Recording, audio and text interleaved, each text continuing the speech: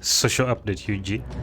Parliament approves Minister Kasaija's request to borrow shillings 1.7 trillion. Members of Parliament, MPs, have approved the government's proposal to borrow $464 million, that's approximately shillings 1.7 trillion, to pay the budget's infrastructure and development needs, despite objections from the opposition, which claims the loan terms are unjust. Last month, a news media house reported that Finance Minister Kasaija had presented to Parliament a formal proposal to allow the government to borrow this money to cover budget gaps. On Tuesday, the request was referred to Parliament's National Economic Committee. According to documents obtained by this website or by this publication, the loan will be provided by Standard Chartered Bank, which will act as the lead arranger and agent for Nippon Export and Investment Insurance, a Japanese insurance firm, and the Islamic Corporation for the Insurance of Investment and Export Credit, ICIEC, which will provide the money. Committee Chairperson John Bosco Ikojo and Hassan Kirumira, NUP Katikam South, who presented the majority and minority reports, were both concerned about a clause that required Uganda to waive sovereign immunity for assets at home and abroad, implying that lenders could seize the country's assets in the event of default. These two MPs from the opposition were so worried that the lenders might take off the government's assets if the government fails to pay.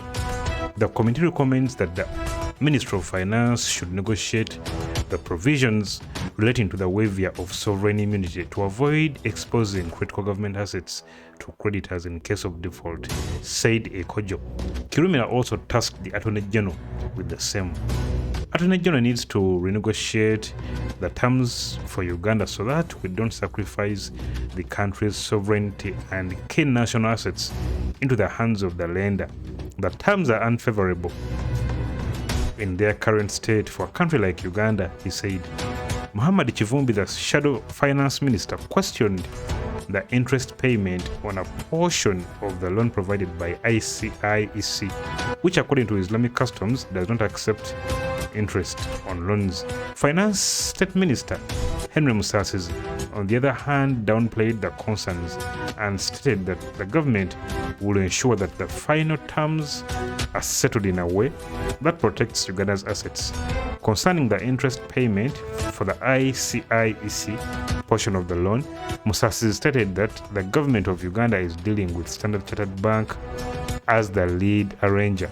All loans will be from Standard Chartered Bank, and in effect debt service payment will be to SCB, because ICIEC did not take a specific request to the Ministry of Finance. He also addressed the issue of sovereign immunity waiver. The Attorney General will begin and conclude. What we are looking at are the financing terms and conditions, and all of them have been presented to Parliament, Museveni said.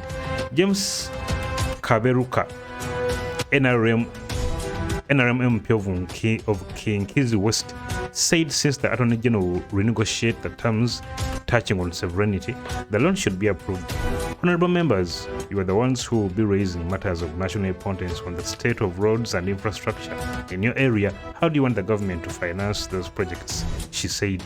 Museveni defended the loan request before Parliament's National Economic Committee yesterday, saying vital projects must be finished and quarterly releases must be supported by cash flow, and that the loan offers the best conditions compared to the other available options.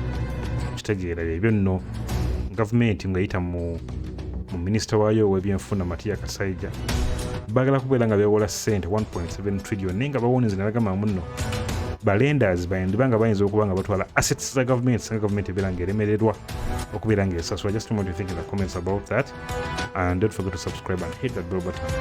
Peace.